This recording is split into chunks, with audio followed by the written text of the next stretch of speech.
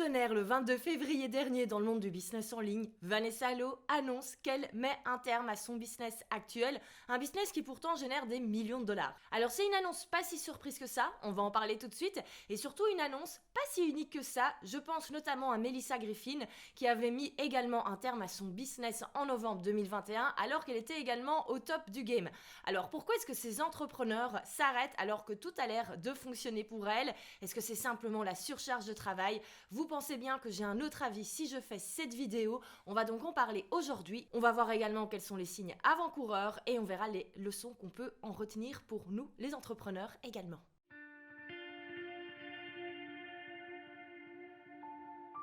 Quand Vanessa Allo a fait son annonce en février dernier, j'ai immédiatement pensé à Melissa Griffin. Alors Melissa Griffin, si vous ne la connaissez pas, ça a été une des premières dans le monde du business en ligne. Ça a été ma mentor numéro 1, c'est grâce à elle que j'ai tout appris par rapport à la création de formations en ligne et par rapport au marketing en ligne également. Et vous allez voir, c'est également quelqu'un qui a plus ou moins le même profil que Vanessa Allo. C'est pour ça que ça va être intéressant de comparer leur parcours et de comparer l'arrêt chacune de leur business pour un petit peu voir pourquoi en fait elles s'arrêtent au top de la gloire. Alors parlons d'abord du parcours de Melissa Griffin. Donc Melissa, elle est née le 30 avril 89 aux États-Unis. Elle a eu une enfance, une adolescence relativement classique, normale. Elle a fait ensuite ses études à l'université de Irvine en Californie. Elle a fait des études d'art avec également une spécialisation en sciences sociales et en éducation. Vous allez voir, tout ça fait sens immédiatement. Alors en 2011, à la fin de ses études, elle a la chance de partir au Japon pour devenir prof, où elle va être prof et de langue anglaise, mais également d'art. Donc jusque-là, le parcours assez classique par rapport à ses études. Et en 2013, elle est toujours au Japon et elle commence à côté à lancer en fait un business de freelance en web design et en graphisme, étant donné que c'était quelque chose qui la passionnait. Donc elle commence à trouver ses premiers clients et à côté de ça, elle lance également un blog qui s'appelle The Nectar Collective. Alors au début, ce blog, il y avait un petit peu de tout, il n'y avait pas vraiment de ligne éditoriale, c'était un petit peu son blog personnel où elle partageait sa vie au Japon, sa vie en tant qu'expatriée. De temps en temps, elle partageait des articles un peu plus créatifs comme du do-it-yourself. Et petit à petit, elle a commencé également à partager ce qu'elle faisait pour ses clients. Elle montrait ses projets clients, elle expliquait comment elle trouvait ses clients, etc., etc. En octobre 2013, elle rentre aux États-Unis et là, elle continue de gagner en visibilité. Elle continue de trouver de plus en plus de clients. Vraiment, son business de freelance explose. Et en fait, comment est-ce qu'elle trouve ses clients et comment est-ce qu'elle gagne autant en visibilité avec ce blog? C'est grâce à Pinterest, parce que oui, Melissa a été une des premières à utiliser la plateforme Pinterest pour faire la promotion de ses articles de blog. Et donc tout ça a fait qu'au final, elle a orienté son blog vers tout ce qui est conseil pour les freelances, comment trouver des clients, etc., etc. Elle relayait ça sur Pinterest, ça lui a amené un trafic de fou. La suite, je pense que vous commencez à la voir venir. Début 2015, Melissa sort son premier cours en ligne Pinfinite Growth qui explique donc globalement comment utiliser Pinterest pour attirer du trafic sur son site. C'était à la base un cours qui était vraiment pour les blogueurs, pour les créateurs de contenu, etc. Ça a été un énorme succès. Le jour du lancement, elle avait fait une journée à 20 000 $ de vente. Alors c'est vrai qu'aujourd'hui, quand on voit 20 000 $ de vente, malheureusement ça paraît un peu peu face à maintenant ce qui est devenu l'immense secteur de la formation en ligne. Il faut pas oublier qu'on est en 2015, c'est le tout début, vraiment c'est une des premières à se lancer dans les formations en ligne et donc elle a vraiment un succès incroyable et donc forcément arrive fin 2015 son programme signature Blog to Biz Hive qui explique aux blogueurs comment transformer ce qu'ils aiment, ce qu'ils connaissent en formation en ligne. C'est encore une fois un énorme succès. Alors oui, Melissa fait partie des premiers, des leaders dans ce secteur-là, mais il faut pas oublier qu'elle bosse, elle a une régularité incroyable au niveau de la communication, au niveau de ses articles de blog. Elle est présente sur Pinterest, elle est présente sur Twitter à l'époque, elle commence à se mettre sur Instagram quand Instagram commence à décoller. Elle construit donc une très large audience autour d'elle et en plus, elle maîtrise parfaitement les codes du marketing et de la vente en ligne, comme les lancements, comme l'email marketing, etc. Et donc, son business explose très rapidement parce que c'est seulement en 2016, donc au final un an et demi après avoir lancé son premier cours en ligne, qu'en 2016, ça y est, elle fait 1 million de ventes avec son business. En 2016, je peux vous dire que c'était vraiment quelque chose d'énorme. Alors c'est toujours énorme de faire 1 million de chiffre d'affaires en vente dans son business. Mais il faut pas oublier qu'on était vraiment il y a des années et des années et que donc c'était assez exceptionnel de voir comme ça une petite nana qui avec ses cours en ligne faisait $1 million de revenus. Donc très vite elle s'est positionnée comme leader du marché. Moi ce que j'aimais beaucoup avec Mélissa, c'est qu'à l'époque les personnes qui nous enseignaient les cours en ligne, c'était beaucoup des mecs avec des techniques marketing un peu has-been, quoi. C'était un peu tonton Jackie t'explique comment faire du marketing. Et Mélissa, elle a vraiment apporté quelque chose de frais. On avait pour une fois une nana naturelle qui nous ressemblait, qui aurait pu être notre pote. Et donc voilà, moi j'ai fait vraiment partie de ses fans. J'ai acheté tous ses cours en ligne. J'ai eu l'immense chance en avril 2017 de participer à un workshop qu'elle avait organisé pendant 3 jours à Los Angeles. C'était juste un truc de fou. On était 10, c'était incroyable. Mélissa continue son ascension, elle fait partie des top leaders du domaine, elle est également invitée comme conférencière dans pas mal d'endroits, comme par exemple la Craft Commerce conférence organisée par ConvertKit, le gros outil d'emailing chaque année. D'ailleurs, je vous mettrai le lien de son speech, de sa conférence, qui est vraiment top, top, top, parce que vous allez voir au début, elle explique qu'elle est déjà un petit peu désalignée par rapport à son business, et elle explique comment elle a utilisé un de ses lancements pour lever des fonds pour une association en Afrique pour construire des écoles. Et donc elle explique toute la technique marketing pour tout simplement vendre, mais également le pourquoi et pourquoi elle a décidé en fait d'utiliser cet argent pour faire quelque chose de bien au lieu de le garder dans sa poche. Donc c'est vraiment très inspirant et vous allez voir, c'est une femme vraiment très inspirante. Alors on a l'impression que tout va bien pour Mélissa de l'extérieur, son business continue de cartonner, elle achète sa maison, sa dream maison à Los Angeles, elle est dans une relation avec un autre entrepreneur. Bref, on a l'impression que tout va bien dans sa live. Par contre, surprise, mars 2019, elle annonce sur Instagram qu'en réalité, depuis des mois, elle est à l'arrêt parce qu'elle est tout simplement en burn-out. Et j'avoue que quand elle a annoncé, moi j'ai été super surprise parce que ça s'était pas spécialement vu. Alors vous allez me dire, comment est-ce que c'est possible qu'une des entrepreneurs que tu suivais le plus, on s'est pas rendu compte qu'elle avait pris du distance avec son business? En fait, c'est tout simplement qu'elle avait tout automatisé pour prendre du recul. Faut remettre également en contexte, en mars 2019, on a beaucoup moins d'entrepreneurs sur Instagram qui font des stories quotidiennement. On était plus encore sur le moment où on pouvait entre guillemets se contenter uniquement d'un article de blog par semaine. Et en fait, elle avait tout délégué. Et dans ses formations également, ça fait longtemps qu'elle n'était plus vraiment présente à l'intérieur entre guillemets. C'est-à-dire qu'elle avait quelqu'un qui s'occupait de la gestion des questions dans les groupes Facebook. Elle avait des coachs également. Et donc tout ça en fait a continué à tourner. Elle a même continué à faire tourner ses publicités et ses tunnels de vente pour vendre ses formations pendant qu'elle était à l'arrêt. Donc clairement, on le voit, elle a réussi à super bien automatiser son business. Bon, c'est dommage que c'était pour des raisons un petit peu tristes, elle était en burn-out. Mais donc globalement, ça s'est absolument pas vu. Et dès mars 2019, quand elle est revenue sur le devant de la scène, globalement, on avait l'impression qu'elle était de retour. Elle a repris les lives dans ses formations en expliquant que ses élèves lui manquaient, qu'elle avait envie d'être plus présente. Elle a recommencé la communication, elle a lancé son podcast. Donc globalement, elle reprend du poil de la bête. En novembre 2019, d'ailleurs, elle lance un tout nouveau programme, Email List Academy. Je me souviens, moi, je suivais forcément le lancement à fond. Elle avait à peine lancé les inscriptions que je m'étais déjà inscrite pour son programme parce que je savais que tout était absolument qualitatif. Donc, elle lance ce programme-là qui explique comment développer sa liste email. Ensuite, début 2020, elle lance son mastermind. Donc, jusque-là, c'est vrai que c'était un petit peu l'évolution logique à ce moment-là des personnes qui avaient eu énormément de succès avec leurs cours en ligne. Au lieu de continuer à lancer plein de cours en ligne différents, elle proposait des masterminds pour les personnes qui avaient déjà du succès avec leurs cours en ligne. Donc, elle a lancé ça. Donc, c'est vrai qu'il y a eu le Covid, mais pendant le Covid, franchement, elle n'a pas chômé, elle a continué. Et d'ailleurs, en juillet 2020, elle lance son nouveau site internet avec un tout nouveau branding. On voit également qu'elle avait retravaillé un petit peu son positionnement, les valeurs du business. Elle avait également renommé certains cours pour que ce soit plus aligné avec la personne qu'elle était aujourd'hui. Et c'est vrai que son contenu commençait un petit peu à évoluer. On était bien sûr toujours dans les conseils marketing, stratégiques, business, etc. Mais également de plus en plus vers le dev perso, le mindset, bref, avoir un business qui de un cartonne, mais qui surtout est aligné avec nous. On voyait que c'était quelque chose qui était important pour elle. Et en même temps, elle avait commencé depuis il y a tellement longtemps qu'on ne peut pas lui empêcher d'évoluer et que donc son contenu évolue. Et moi, franchement, quand elle a lancé son nouveau site internet, qui était absolument canon, il est toujours canon, vous pouvez aller le voir, il est toujours en ligne, qu'elle était en plein rebranding, qu'elle était en train de retravailler plein de choses, plein de projets, je me suis dit, cool, elle est vraiment de retour dans le game. Et j'avais trop hâte de voir ce qu'elle allait proposer. Alors c'est vrai que personnellement, moi, je suivais de moins en moins son contenu parce qu'on allait vraiment sur du de plus en plus du mindset, du dev perso, et c'est pas trop moi le type de contenu que j'aime consommer au quotidien. Enfin bref, j'ai toujours suivi de loin ce qu'elle faisait. Elle a relancé son podcast avec un nouveau nom et vraiment également ici avec une ligne éditoriale plus mindset. Bref, voilà, elle était dans son truc, mindset, dev perso. Et alors, sans vraiment d'explication, dernier épisode de podcast en juillet 2021.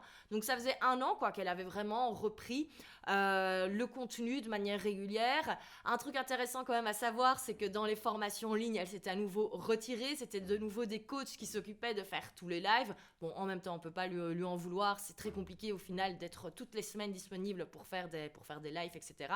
Donc, dernier épisode de podcast en juillet 2021. Et alors, il faut savoir qu'en coulisses, elle commence un petit peu à couper les pubs Facebook, les tunnels de vente, etc. Bref, tout ce qui était bien automatisé depuis des années, elle commence à le couper petit à petit. Ça, forcément, personne ne le voit vraiment de l'extérieur. Et alors, le 8 novembre 2021...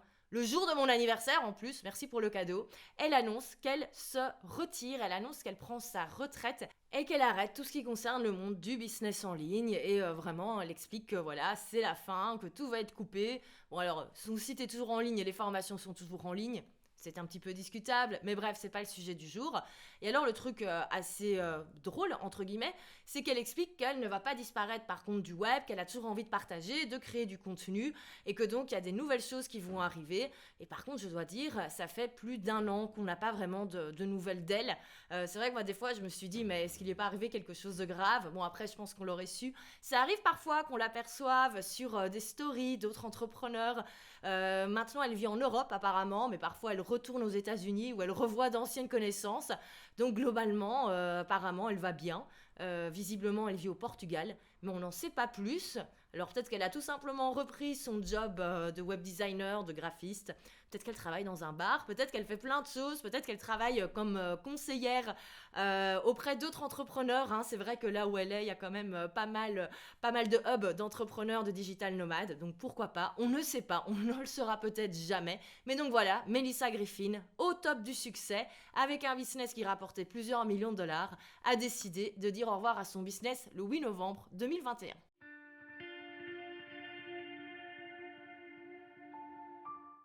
Vanessa Lowe est également une entrepreneure, elle est canadienne, elle est née le 29 avril 1994 à Vancouver et elle a globalement fait toute sa vie à Vancouver. Comme Melissa, on a un parcours relativement classique, enfance, adolescence, sans trop d'histoire. Et après, arrivée à l'université où Vanessa, elle a fait des études de commerce et de marketing. Alors, il faut savoir que Vanessa, c'est une fille quand même assez féminine. Elle adore la mode, elle adore surtout l'univers du maquillage. Et à la fin de ses études, elle a été embauchée chez L'Oréal. Donc on se doute que ça devait être pour elle déjà un super accomplissement parce que Vanessa, elle ne le cache pas, elle a quand même de l'ambition, elle a envie d'avoir une belle carrière, elle a envie de monter les échelles.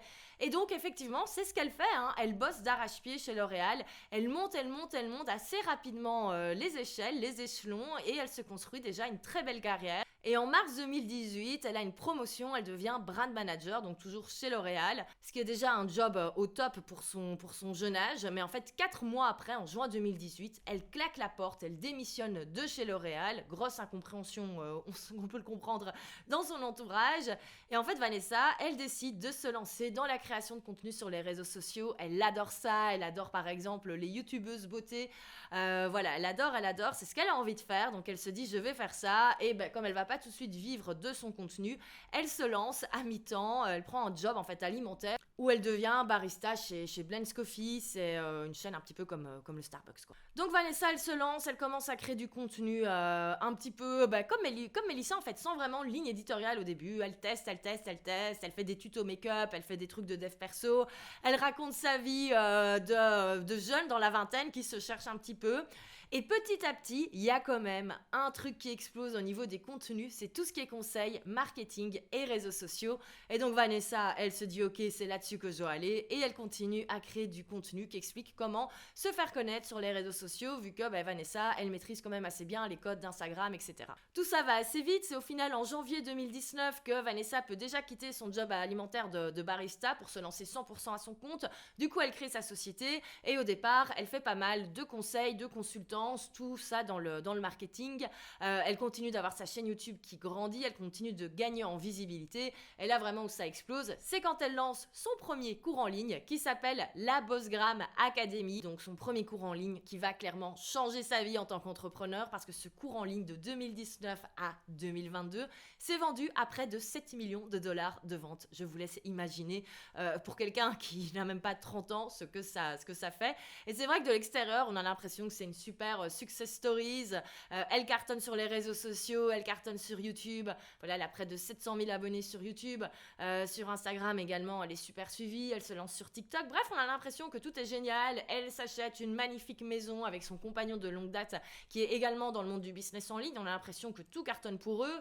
En 2022, elle lance son mastermind pour les créateurs de contenu. Et là, la surprise, février 2023, elle annonce qu'elle arrête tout. Alors, elle dit pas directement qu'elle arrête, elle dit qu'elle prend un congé sabbatique, mais concrètement, quand on lit le texte, on comprend qu'elle ne va jamais revenir comme elle le faisait auparavant, parce qu'elle explique que là, elle a construit du coup une machine qui est énorme, qui ne peut pas s'arrêter de tourner sans elle, et qu'elle n'aime plus gérer. Concrètement, on comprend qu'en fait, elle n'aime plus le business qu'elle a construit, et que là, maintenant, elle a envie de réfléchir à ce qu'elle a vraiment envie de faire, et que ça prend du temps, et que donc elle se permet de s'arrêter.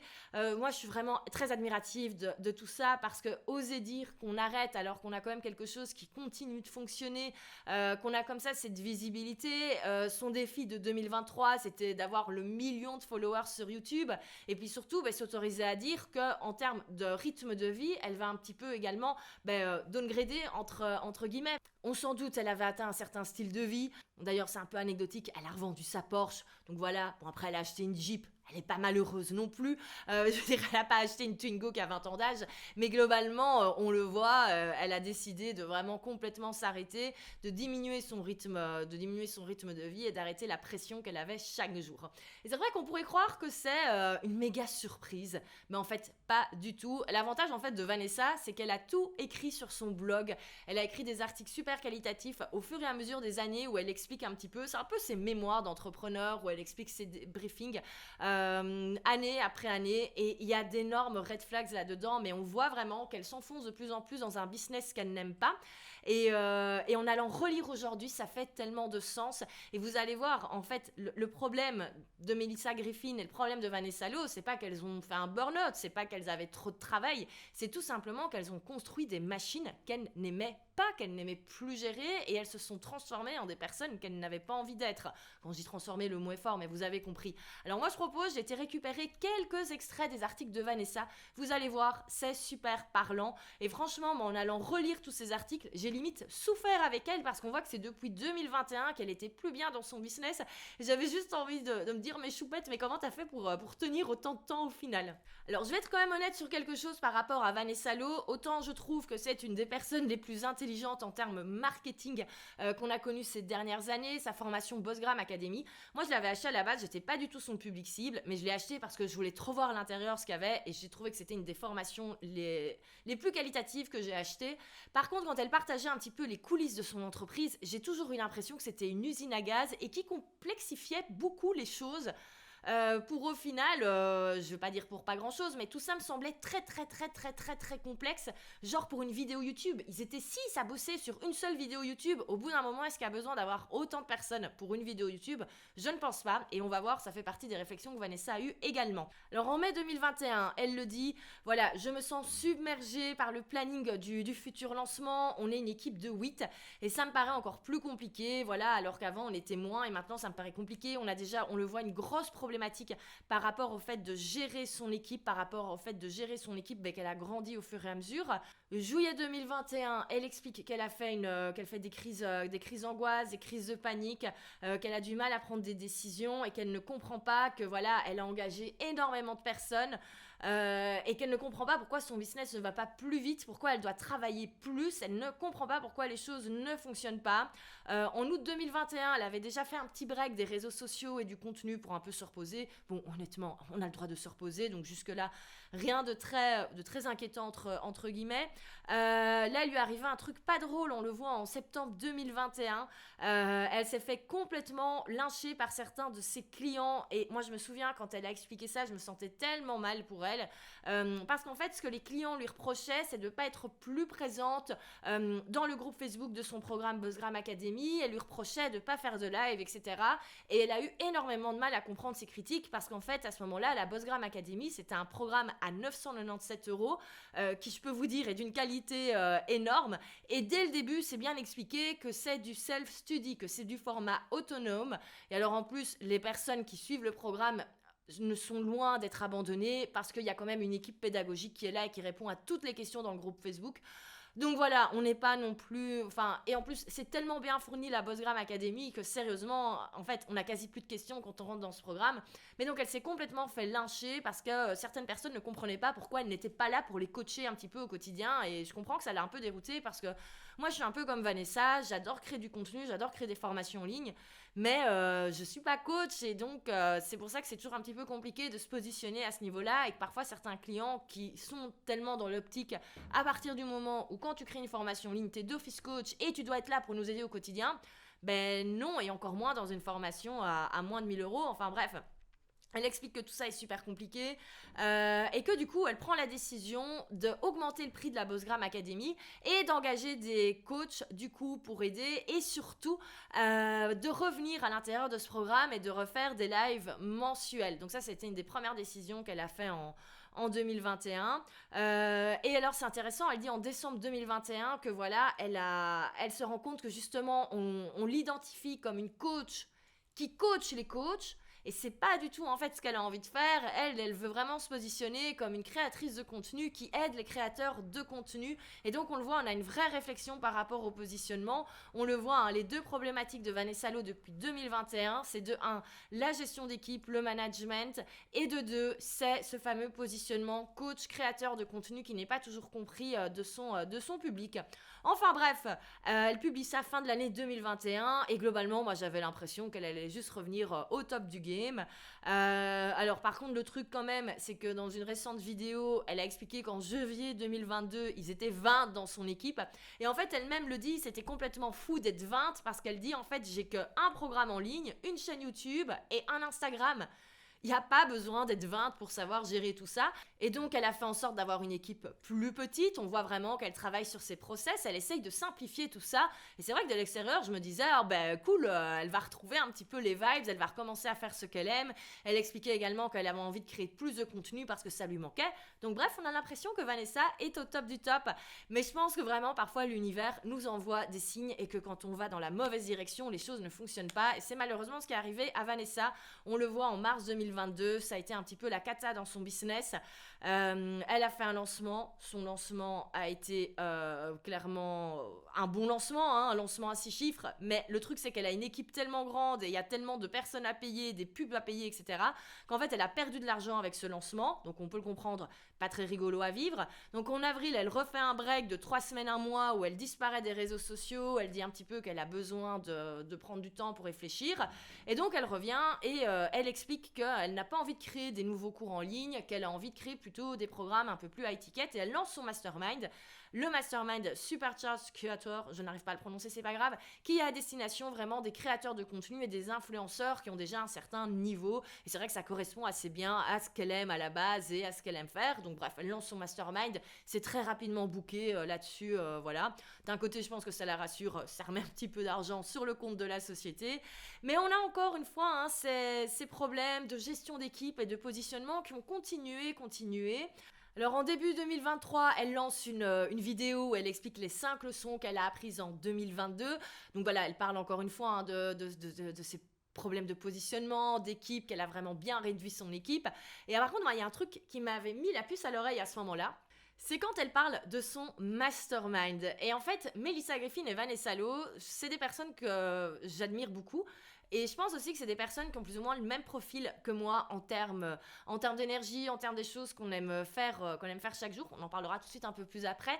Et c'est vrai que pour les deux personnes, en fait, qui sont plutôt à la base on va dire plutôt des solitaires qui aiment bosser de chez elles, qui aiment créer du contenu tranquillement de chez elles. En fait, à la base, c'est clairement ça on le voit, qui les réunit. En fait, je trouve que créer des masterminds, c'est pas trop l'offre qui convient. Enfin bon, bref. Et du coup, dans la vidéo de 2023, enfin de début 2023, Vanessa explique que c'était une super grosse zone de confort, sortie de zone de confort de créer ce mastermind, parce qu'à la base, elle a un peu du mal avec la proximité avec les gens, et elle le dit dans sa vidéo, elle, ce qu'elle aime, c'est créer son contenu toute seule chez elle, et que donc ça la faisait un peu paniquer de créer des événements live.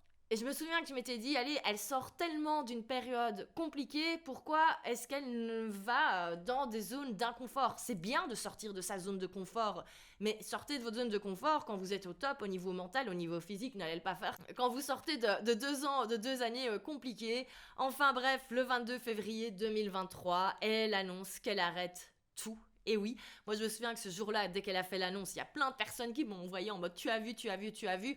Alors pour le coup, moi c'est pas une petite surprise. Pourquoi? Parce que chaque mois donc, dans la Bossgram Academy, Vanessa fait son live. Et en fait, moi j'aimais bien regarder le replay de ce live parce qu'en fait, à chaque fois au début, elle faisait un petit peu les insights de ce qui se passait dans son propre business. Elle expliquait voilà les évolutions, comment ça fonctionnait. C'était vraiment super intéressant. Donc moi, c'est toujours quelque chose, je regardais toujours l'introduction de Vanessa parce que je trouvais ça intéressant. Et en fait, début février, alors que Vanessa, comme je disais, c'est quelqu'un d'assez féminine. Elle est toujours bien coiffée. Avant d'aller faire des vidéos, elle va toujours chez le coiffeur. On voit qu'elle prend le temps de bien se maquiller et tout. Hein. Bon, en même temps, sinon, c'est une cadre de chez L'Oréal, donc on se doute qu'elle aime ça. Et je dois dire, j'ai été super étonnée quand j'ai ouvert la vidéo du replay de voir une Vanessa pas coiffée, pas maquillée. Alors ça peut arriver, mais dès le début, j'ai compris qu'il y avait un truc que c'était trop bizarre. C'était pas du tout Vanessa. Et effectivement, elle explique en fait qu'elle l'annoncera très prochainement, publiquement, qu'elle va prendre sa retraite. Donc, en tout cas, un congé sabbatique. Elle explique qu'elle sera quand même là dans la Bossgram Academy pour encore faire les lives tous les mois pendant 1 an. Et que globalement, elle arrête tout pendant 1 an et que voilà, et que le programme ne sera plus vendu. Donc ensuite, elle a envoyé un mail à tous les élèves de la Bossgram Academy pour expliquer. Ensuite, elle a, du coup, là, elle l'a annoncé publiquement. Donc effectivement, j'avais déjà eu l'info avant et clairement... ça se voyait qu'elle était pas très en forme, ça m'a fait un petit peu mal au cœur. Mais par contre, je me souviens que quand j'avais eu la vidéo du replay, moi j'avais compris qu'elle arrêtait les formations en ligne, qu'elle allait un petit peu lâcher du lest au niveau du contenu, mais jamais je m'étais dit qu'elle allait arrêter son mastermind qui était en cours, surtout qu'elle avait l'air de dire que c'était un truc qu'elle kiffait, même s'il était sorti de sa zone de confort. Et pourtant, si, c'est ce qu'elle a expliqué dans son annonce publique du 22 février, que même le mastermind, elle a arrêté et qu'elle a remboursé les clients qui devaient encore avoir le mastermind tout le reste de l'année. Franchement, c'est énorme comme décision. Ça a dû être super, super courageux, ça a dû être super touchy. Financièrement également, ça a dû être compliqué de prendre une telle décision, de dire, ok, on a sauvé l'année 2022 grâce au mastermind et maintenant on va devoir rembourser tout l'argent. Donc voilà, ça a dû être super, super compliqué. Et je pense que quand on arrive à des décisions comme cela, ce n'est pas tout simplement parce qu'on est en surcharge de travail. Je pense que ça va beaucoup plus loin et donc on va aller analyser cela.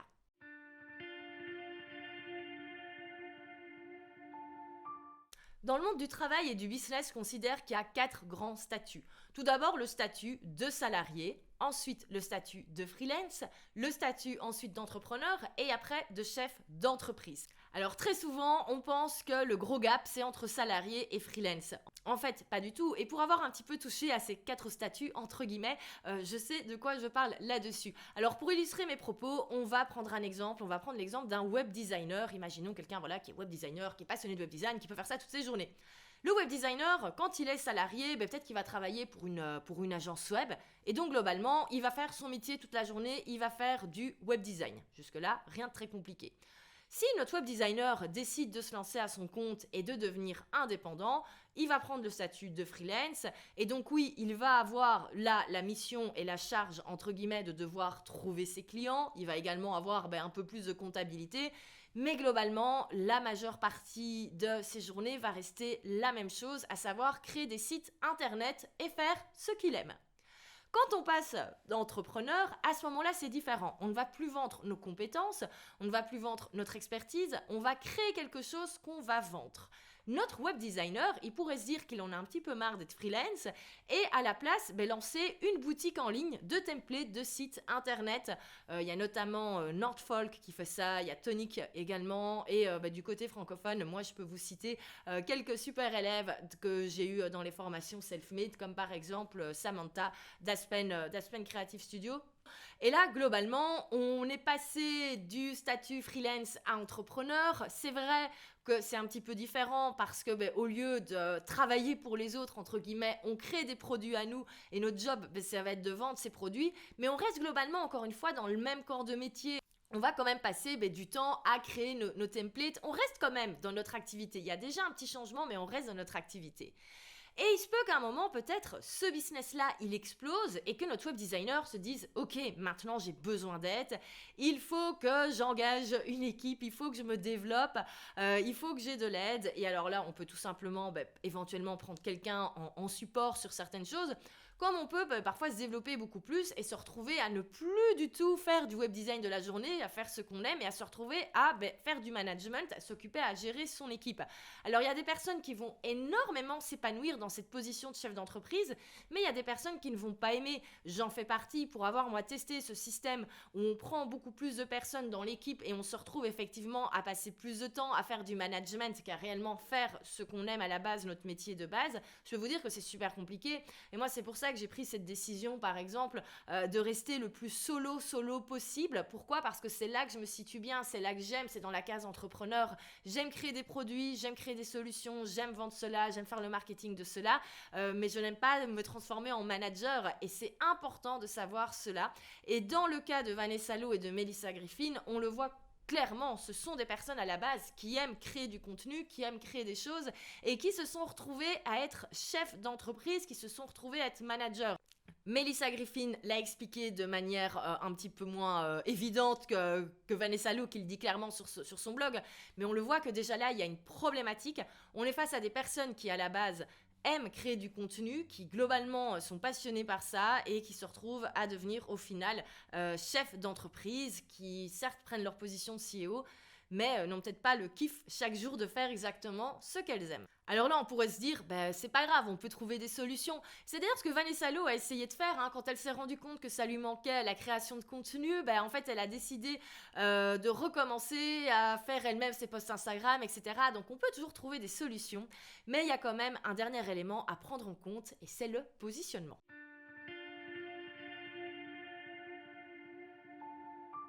Il y a une question que j'adore poser, c'est qui vous inspire le plus ou en tout cas, qui avez-vous envie d'être ? Est-ce que vous avez envie d'être Tony Robbins ou est-ce que vous préférez être Steve Jobs ? J'explique tout de suite. Est-ce que vous préférez être un Tony Robbins qui est connu pour être Tony Robbins ou est-ce que vous préférez être Steve Jobs qui est connu pour avoir créé Apple ?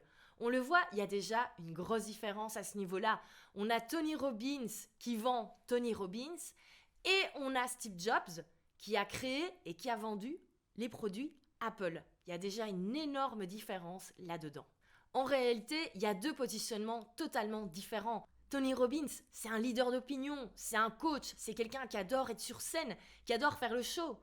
Steve Jobs, c'était pas du tout un coach, un leader, c'était un créateur à la base, c'était un entrepreneur qui aimait créer des solutions, ce n'était pas quelqu'un qui voulait se vendre lui-même et être sur scène devant des milliers de personnes. Et je pense que c'est important de se poser la question parce qu'en fait dans le monde de la formation en ligne et globalement dans le monde du business en ligne, quand on commence comme ça à créer des formations, des memberships, etc., on peut être les deux, c'est totalement possible, mais c'est important de savoir qui vous voulez être. Vous pouvez totalement faire des formations en ligne et avoir également ce positionnement de coach, de leader inspirant. Je pense notamment à mon amie Aline du Business to Be Boost qui adore être sur scène et qui adore faire des conférences. C'est vraiment là qu'elle s'épanouit, elle adore coacher, elle adore être en direct avec ses élèves. D'ailleurs, elle est business coach à la base, elle a un diplôme, elle est certifiée. Donc on le voit vraiment, il y a le choix vers ce positionnement. En ce qui me concerne, c'est pas du tout quelque chose vers lequel j'ai envie d'aller. C'est vraiment pas quelque chose que j'ai envie de faire. Et sincèrement, si je dois choisir entre Tony Robbins et Steve Jobs, je choisis tout de suite le positionnement Steve Jobs. Parce qu'en fait, moi, les personnes qui m'ont toujours inspiré dans ma vie, ce sont pas les coachs, ce sont pas les leaders qu'on voit sur scène, ce sont plutôt les créateurs de marques. Et dans le monde actuel, les personnes qui m'inspirent, il y a énormément de personnes qui étaient avant influenceurs, qui ont réussi à créer leur marque. Je pense notamment à Caroline Receveur, qui a créé énormément de business, notamment là, son dernier Cosmic Goddess, qui est une marque de café. Je pense également à Noolita, voilà, grande influenceuse également, qui a créé sa marque de cosmétiques, voilà. Je pense également, voilà, à Gaël Garcia Diaz, youtubeuse, qui a créé la marque de beauté cosmétique Martine. Bref, énormément de personnes qui, au final, ont créé des marques, ont créé des concepts, et moi, c'est ça qui m'inspire, et c'est toujours des personnes comme ça qui m'ont inspirée. Et c'est vrai que quand je me suis retrouvée à me lancer à mon compte, j'ai été coachée par des coachs, et assez instinctivement, ces coachs-là nous enseignaient un petit peu à devenir des coachs. Et donc, moi, dès le début, je me souviens, on m'avait dit, oui, un jour, il faut que tu donnes des conférences, il faut ceci, il faut cela, alors que j'en avais honnêtement, strictement rien à faire. Pas dans le sens que c'est pas quelque chose que j'ai pas envie d'offrir. Je pense que je peux offrir plein de choses au monde, mais c'est pas là ma zone de confort. C'est pas là où je suis alignée. Et comme je le dis, heureusement, il y a des personnes qui adorent ça et qui sont super alignées quand ils font ça, comme mon amie Aline qui est parfaite sur scène. Et donc, je pense que c'est important également de se poser la question, qui est-ce qu'on veut être en termes de positionnement? Est-ce qu'en réalité, on a envie d'avoir un business qui est basé sur nous, où on va se vendre nous? Ou est-ce qu'on a envie d'avoir un business qui est basé sur les produits qu'on a créés? Et c'est là que ça fait toute la différence, parce qu'on le voit dans le cas de Melissa Griffin et de Vanessa Lowe, on a typiquement deux personnes qui ont plutôt des profils d'entrepreneurs créateurs et qui se sont retrouvées dans la case coach leader. Et on le voit, le moment où elles ont vraiment arrêté leur business, c'est quand elles étaient dans cette case coach leader. Elles se sont toutes les deux arrêtées peu longtemps après avoir ouvert leur mastermind. Elles se sont toutes les deux arrêtées après avoir fait pas mal de conférences. Et donc, c'est assez drôle de voir à quel point il y a des connivences entre les deux. Également, elles se sont toutes les deux arrêtées après avoir repris les lives, les coachings dans leur programme. Donc, on le voit, il y a un vrai problème avec ce positionnement de coach, de leader qu'elles ont mis en avant au lieu de mettre en avant plutôt leur casquette d'entrepreneur, de créatrice. Alors le fait de créer une marque, ça ne veut pas dire que vous devez disparaître. Dans la précédente vidéo, je vous donnais l'exemple de CEO School créé par Sunira Madani, mais on le voit, c'est CEO School qui est vendu, c'est le concept CEO School, c'est les programmes CEO School, mais Sunira est quand même là. Donc on peut totalement réussir à avoir un jeu entre les deux, mais c'est important de savoir, est-ce que vous voulez être un Tony Robbins où les gens vont payer pour vous voir vous sur scène, ou est-ce que vous préférez avoir le positionnement Steve Jobs où vous allez créer des produits et que les gens vont acheter au final votre produit? Certes, il y a des tas de personnes qui ont acheté des iPhones parce qu'ils étaient fans de Steve Jobs, j'en fais partie, qui continuent d'acheter du Apple parce qu'ils sont fans de Steve Jobs, mais au final, on achète surtout les produits et les valeurs qui vont autour des produits Apple. Et moi, par exemple, c'est quelque chose que j'essaye de faire, par exemple, avec Prêt-à-Poster, qui typiquement est un business où on vend une solution, ce sont des templates, mais je sais qu'il y a des personnes qui sont abonnées à Prêt-à-Poster et qui restent abonnées à Prêt-à-Poster parce qu'ils savent que c'est un business qui est créé et qu'ils apprécient ce que je fais. D'ailleurs, je les remercie.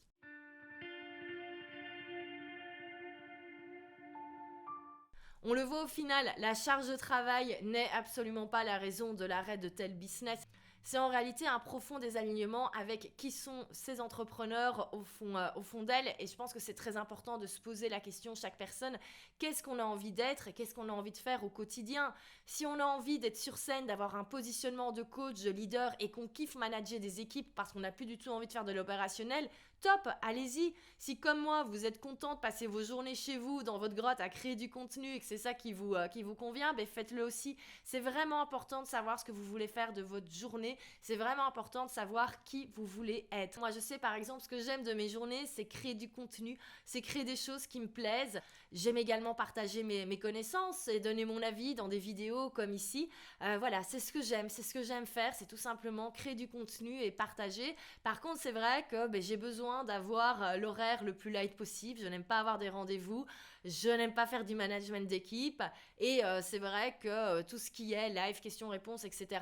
dans mes programmes, c'est pas là où je pense où je suis le mieux, c'est pas là où je suis le plus alignée et c'est pour ça d'ailleurs que j'arrête tout cela désormais pour vraiment me consacrer à la vente de produits vraiment digitaux qui ne sont plus du coaching, de la consultance, du mentoring, etc.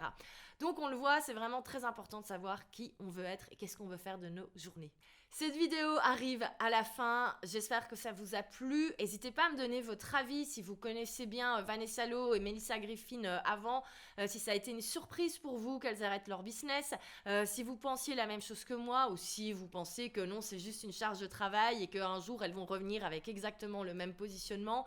En tout cas, je ne pense pas. Et Vanessa Lowe, moi j'ai hâte de la voir revenir sur nos écrans, sur nos réseaux. Bon, clairement, ce ne sera pas pour tout de suite.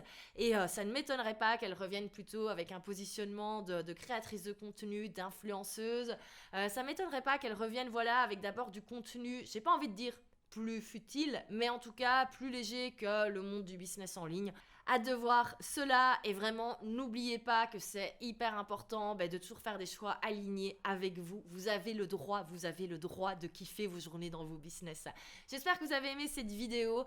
Si ça vous a plu, n'oubliez pas de vous abonner pour ne rater aucune vidéo de cette chaîne. On refera parfois d'autres retours comme ça sur l'actualité du monde, du business en ligne, des entrepreneurs avec des analyses un petit peu profondes comme ici. On refera bien sûr aussi des crash tests de business, bref, tout ce que vous avez eu l'occasion de voir jusqu'à présent. Un grand merci pour vos commentaires, un grand merci pour vos abonnements ces dernières semaines. Moi, je vous dis à très bientôt.